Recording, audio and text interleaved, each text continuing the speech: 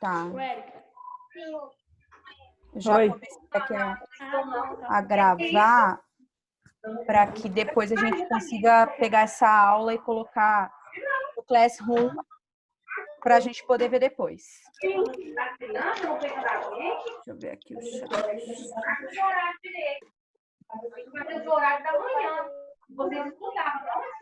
Pessoal, eu vou pedir o seguinte, todo mundo que está on, já desliga o microfone para não dar problema na hora da gente começar a discussão. Aí eu vou abrir um espaço para as dúvidas de vocês, e aí vocês vão falando quais são as dúvidas, né? Mas a aula de hoje, ela é mais uma revisão, tá?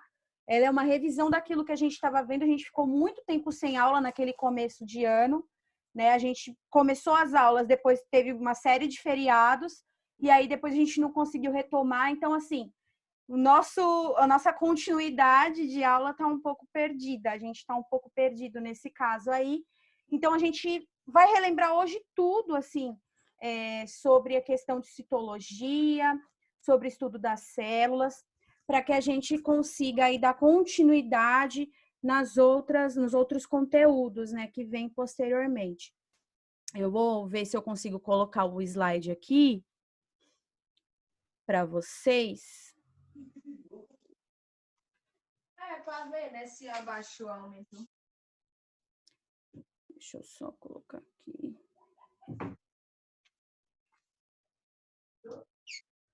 Não, achei. Pessoal, tá aparecendo para vocês? Tá, que já tem gente riscando. Sim. Sim. Tá certo. Deixa eu só ver aqui, tá todo mundo certinho, tá certinho. Tá. Pessoal, então a gente vai dar continuidade aí na aula de citologia, lembrando para vocês que citologia é o estudo das células, então não se assustem às vezes se vocês virem esse nome, porque ele é esquisito, né? Mas é o estudo das células, é simples. E vamos retomar, né, o que a gente estava vendo. O que são células, né, na verdade? Células, ela vai compreender aí uma ampla definição, que, na verdade, ela é a unidade básica da vida. Deixa eu só admitir aqui mais algumas pessoas. Estão pedindo para entrar. Pronto. Pronto. Todos aí. Quem tiver on, desliga o microfone para que a gente consiga escutar direitinho, tá? Deixa eu só ver aqui. Tá, por enquanto tá ok. Ok, então vamos retomando. Bom, as células, elas são as unidades básicas da vida, né? Então, nosso corpo, em todos os sentidos, não só o nosso corpo, mas também o corpo de todos os outros organismos, né, vivos. A gente tem aí as plantas, temos os outros animais, nós temos aí também fungos, bactérias, tudo é feito de células, né? Então, lembrando que as unidades básicas da vida, então todos os nossos tecidos, todos os nossos sistemas, eles são formados por células, tá?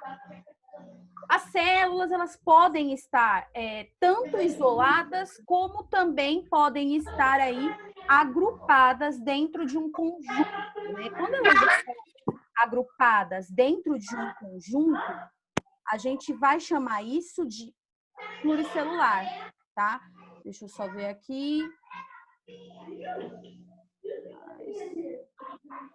A gente chama essas células de pluricelulares, aquelas que estão agrupadas. As células que estão sozinhas, a gente dá o nome de unicelular.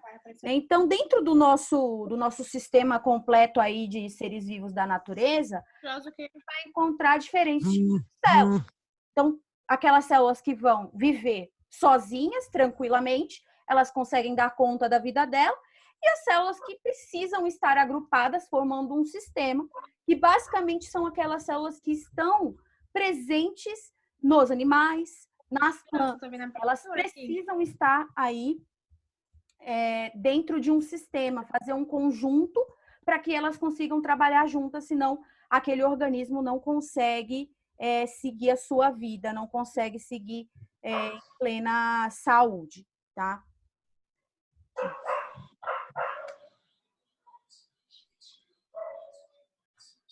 Deixa eu só dar uma olhada aqui para ver se tem mais gente para admitir. Eu acho que não. Então tá tudo certo. Ok. Então vamos lá, dando continuidade, gente. As células, elas vão poder ser tanto procariontes como eucariontes. Isso aí a gente já tinha visto, né, nas últimas aulas.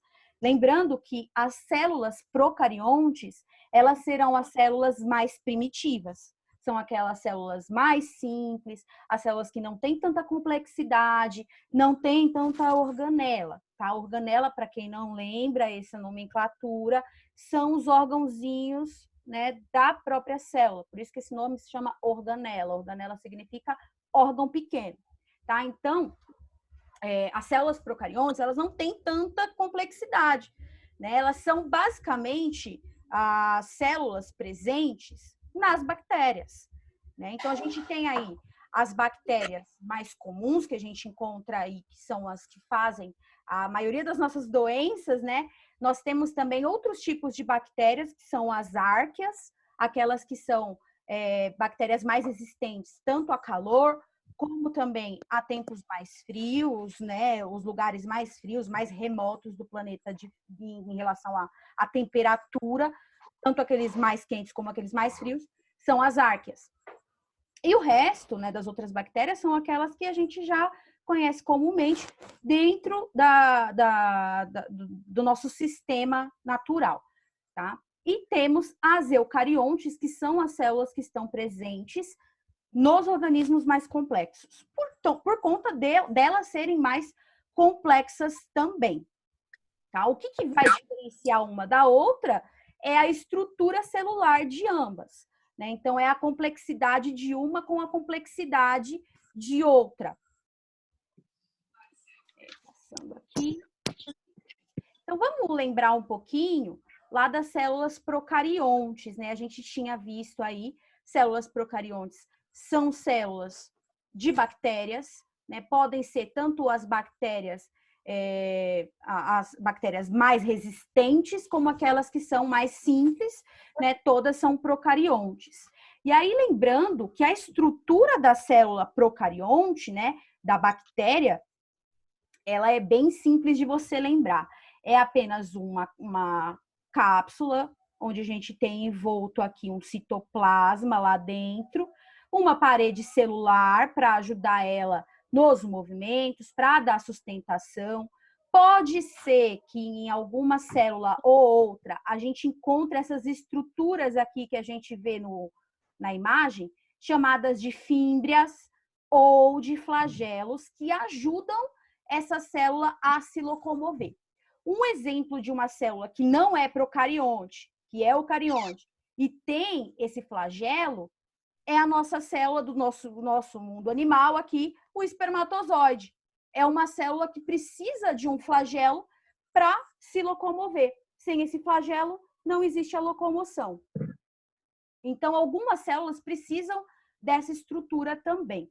A gente vai encontrar a membrana celular, né, que também vai ajudar a célula no movimento, mas mais principalmente o que a gente precisa lembrar é que a membrana celular, ela faz o transporte de substâncias, tá? Então, tudo que vai entrar e tudo que vai sair dentro da célula depende dessa membrana celular.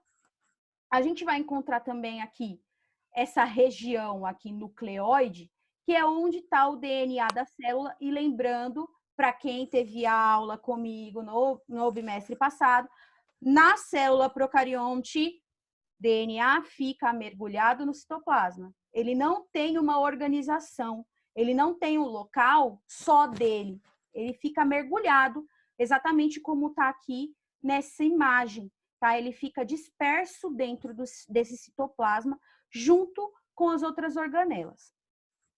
Outra organela que é bastante importante, que a gente precisa lembrar, é do ribossomo, tá? O ribossomo são esses pontinhos pretos que a gente vê dentro da célula, que fazem a síntese de proteína. Então, tudo que a célula vai fazer, desde a espirelar o seu DNA, aumentar de tamanho, andar, né, fazer um sinal químico para outra célula para poder se reproduzir, tudo depende se o ribossomo produzir uma proteína para aquela situação.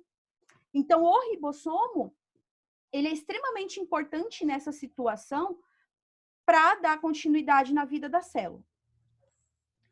Bom, aqui é célula procarionte. Então, o que a gente vê aqui de diferente, mais diferente, é a questão do DNA, que ele fica disperso aí no citoplasma sem nenhum tipo de organização, tá? É uma célula mais simples e primitiva. São as primeiras células que surgiram no planeta Terra, tá?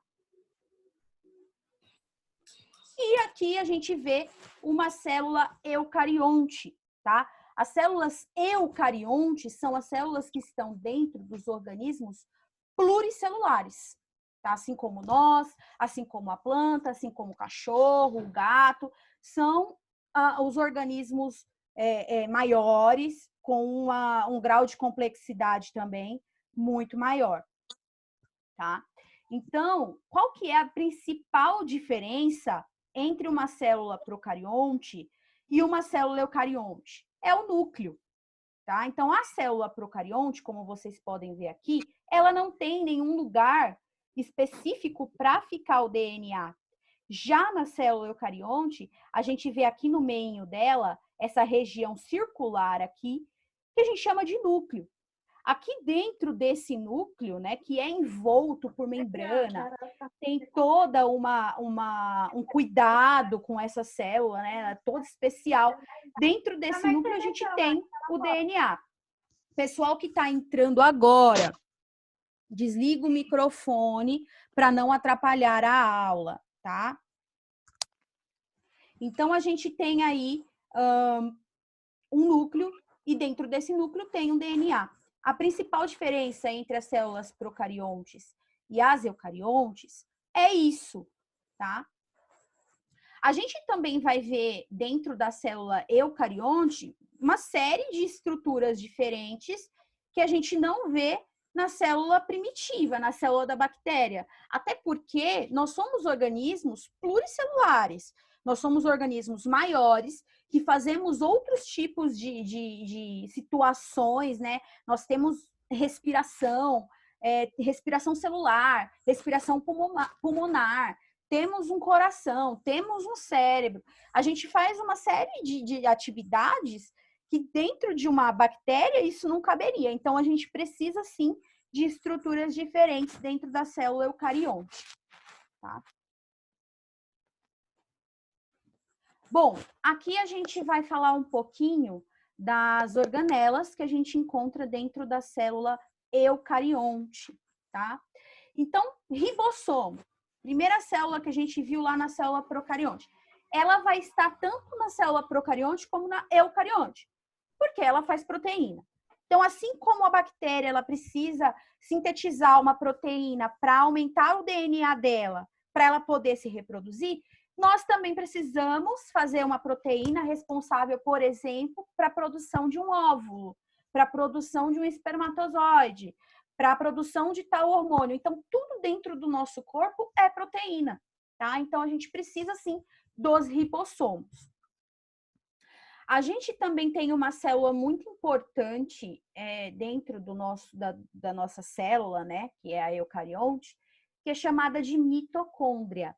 Tá? A mitocôndria, ela é responsável pela respiração celular, tá?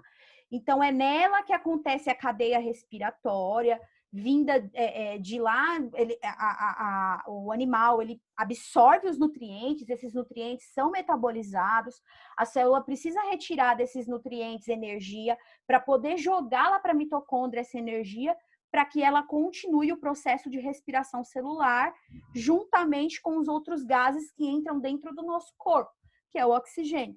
Então, para a gente respirar, a gente depende totalmente dessa mitocôndria.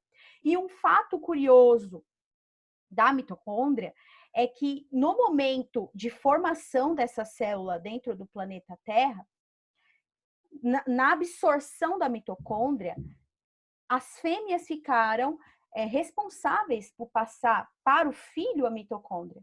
Então, é uma organela presente especificamente no cromossomo X, que é o cromossomo feminino. Então, o curioso aqui é que nós dependemos totalmente da nossa mãe para a gente ter mitocôndria, porque só ela consegue passar essa organela para a gente, tá? Então, até nisso, as mães são importantes, é bom lembrar, tá? Ok. Só passando aqui, eu vou falar em detalhes depois as organelas. A gente também tem uma organela bem legal aqui na nossa célula eucarionte, que são as nossas células, né, que é o citoesqueleto. O citoesqueleto, ele é responsável também pela sustentação da célula, até por conta disso o nome dele é citoesqueleto, né? E a gente tem aí dois processos que são específicos da célula eucarionte, né? E que dependem totalmente do citoesqueleto. Por exemplo, aqui a gente tem a endocitose e a exocitose. Para a célula poder se alimentar e para poder excretar aquilo que ela absorveu, que eu lembro que a gente falava bastante na sala, né, que eu falava bastante para vocês, que a célula precisa comer e ela precisa fazer cocô também, né? Lógico que isso é uma brincadeira, mas na verdade a célula ela está se alimentando de alguma forma, ela está absorvendo nutriente e ela precisa excretar daqueles nutrientes aquilo que não foi útil para ela, tá? Então, através dos movimentos de endocitose e exocitose, a célula faz dependendo do citoesqueleto, tá? Então, o citoesqueleto, ele ajuda a célula a poder abrir pseudópodes, que eu lembro que eu falei também na aula, né? Que são falsos pés que a célula consegue abrir para poder ingerir o alimento. Aqui, ó, na imagem, a gente consegue ver na imagem de baixo, a fotinho, né, endocitose aqui, a gente consegue ver esses pezinhos, esses pseudópodes que a célula abre para ela poder ingerir o alimento. Ela metaboliza esse alimento, ela vai, né, absorver os nutrientes e depois ela precisa soltar aquilo que ela não utilizou, né? Então, para soltar, a gente chama de exocitose. Ela também faz esse movimento de abrir para soltar aquilo que não foi útil para ela. Bom, então aqui, só para relembrar, a principal diferença entre as células procariontes e as células eucariontes é que na procarionte, a célula não tem um núcleo organizado, é uma célula primitiva. E na eucarionte, ela tem um núcleo organizado. Ela tem um lugar específico onde fica ali o DNA, tá? A gente vai falar um pouco agora do citoplasma e das organelas, tá? Lembrando que o citoplasma é aquele local da célula onde fica mergulhados todos, né, os órgãos, as organelas daquela célula. É um material gelatinoso onde fica tudo mergulhadinho ali. Deixa eu só admitir aqui, pronto. A gente vai ter diferentes organelas, né, dentro desse citoplasma, né, dessa gelatina onde fica ali dentro da célula. E cada organela, ela tem uma função diferente, né, para realizar determinada ação. Por exemplo, retículo endoplasmático rugoso. A gente tem aqui tanto ele como o rugoso quanto o liso, a gente tem uma função muito legal assim de sintetização de proteína, né? Ele ajuda a sintetizar proteínas, principalmente o rugoso, tá? Porque no rugoso ele tem esse nome porque os ribossomos, eles ficam grudadinhos nesse retículo, tá? Aqueles que fazem as proteínas, que eu falei lá da célula da bactéria, eles ficam grudadinhos, por isso que ele fica parecendo que tem ruga. Então, por isso o nome dele é rugoso, tá? Então, assim, a formação, o centro de formação de proteínas da célula é essa organela aqui, tá? Retículo endoplasmático rugoso. Aqui no retículo endoplasmático liso, a gente já tem uma função mais diferente, tá? A gente tem uma relação mais com hormônios, a questão de esteroides. Então, para produzir um hormônio, para gerar um sinal químico, é tudo aqui no retículo endoplasmático liso. Tem mais a função de pegar óleos, né, metabolizar os lipídios, né, e por aí vai. Aqui a gente tem o complexo de Golgi, né? O complexo de Golgi, ele é simplesmente um transporte onde vão ser exportados, modificados, aquilo que foi produzido dentro do retículo, né? Tanto o rugoso como o liso, né? Fica armazenado ali e depois passa para outras partes do corpo, tá? Então é um transporte onde você armazena, você modifica um pouquinho e fica guardadinho ali. Depois pode ser passado para outros lugares. Os lisossomos, né? A gente tem aqui que são organelas que eles fazem a maior parte do tempo eles estão digerindo. Então é como se fosse o nosso estômago, o lisossomo. Tudo que a célula absorve, ele tem o papel ali de digerir, junto com as outras organelas, ajudando também, mas é mais ele que faz essa função de digestão. Os peroxissomos, que também são específicos da célula eucarionte, eles têm uma função assim, que a gente não ouve muito falar de peroxissomo, né? Mas o peroxissomo ele tem uma ação muito importante. Ali no momento de metabolização das substâncias dentro das células, pode ser que em algum momento a água ela encontre mais um oxigênio, ela se oxide, formando água oxigenada dentro do nosso corpo, dentro da nossa célula. Os peroxissomos, eles são específicos para retirar essa água oxigenada de dentro da célula. Ele produz enzimas que fazem aí a retirada de peróxidos de dentro da célula, né? Para quem não sabe, a água oxigenada também pode ser chamada de peróxido. Por isso que a gente tem aqui o nome da organela de peroxissomo, faz digestão de peróxidos, tá?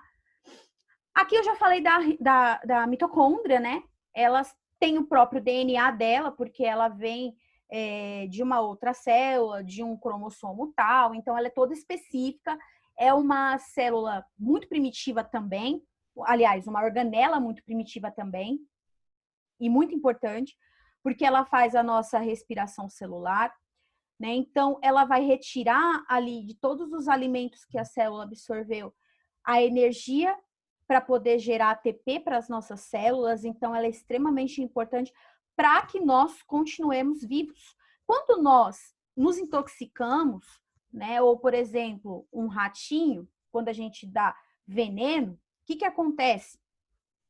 Esse veneno, ele atinge a cadeia respiratória dentro da mitocôndria. Então, se a mitocôndria para, a gente morre, tá? Então, a mitocôndria, ela é extremamente importante e ela vem do cromossomo X. Ela vem das mulheres, vem das mamães, tá? Aqui o núcleo, que é uma organela específica total das eucariontes, tá? Elas guardam o material genético e elas também têm uma membrana que envolve ela, que é a carioteca, tá? Então, é só o lugar onde fica guardado o nosso DNA. E temos aqui também os centríolos, tá? Os centríolos são microtúbulos, eles vão ajudar a célula a se separar na hora da divisão, na hora da mitose. Também pode ajudar a fazer fímbria para a célula poder andar, a fazer flagelo. Então, tá mais ligado à sustentação e locomoção, tá? Deixa eu só dar uma olhada aqui. Ok. E aqui eu tenho uma imagem da célula animal. Então, a gente consegue ver de uma maneira mais ampla onde que fica cada organela. Tá? Então, aqui a gente tem no meio o nosso núcleo, envolto por uma carioteca. Dentro, a gente tem o DNA, tá? Onde fica aqui o nosso núcleo plasma. A gente tem microtúbulos dentro da nossa organela, que fazem aí a função de locomoção, ajudam também na sustentação dessa célula. A gente tem a membrana plasmática também, assim como na célula procarionte, que vai ajudar na parte de transporte de substâncias, a própria mitocôndria bonitinha aqui que faz a nossa respiração, os centríolos. A gente tem retículo endoplasmático rugoso, o liso. Lembrando que o rugoso são esses que têm essas pintinhas, tá? Que é os próprios ribossomos, ele que faz a síntese de proteínas. E o complexo de Golgi aqui também, que vai armazenar aquilo que foi produzido aqui dentro. No outro lado aqui a gente tem os lisossomos, né? Fazem parte aí da digestão. E é isso. Eu vou abrir agora para vocês abrirem o microfone de vocês, para que vocês possam aí falar se vocês entenderam, expor as dúvidas de vocês. E aí, gente, como que foi? O que vocês estão achando? Podem falar, tá? Se quiser escrever no chat, também é interessante. Não quiser falar, tá, gente? Esse momento agora é mais para vocês falarem. A aula é isso, tá? A gente fez uma revisão de citologia para ver se a gente consegue ainda lembrar alguns termos que a gente estava vendo na escola, né? Lembrando que biologia tem muito nome, sim. E é importante a gente lembrar esses nomes. É aquilo que eu sempre falo dentro de sala de aula. Quando a gente vai fazer uma prova de matemática, a gente precisa lembrar da fórmula. Quando a gente vai fazer uma prova de química ou de física, né? Não sei, de física eu não sei, mas de química eu sei.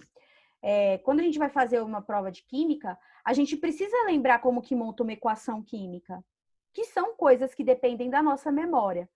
Assim como em biologia, a gente também precisa lembrar os nomes. Então, a gente vai ter bastante nome para lembrar. Por isso que é importante que vocês sempre estejam vendo as aulas, sempre vocês peguem o caderno, anotem, façam resumo. Se não entendeu a função de tal nome, procure o professor, tá? A gente tem livros, a gente tem também a internet, que pode ajudar vocês nesse momento também, tá?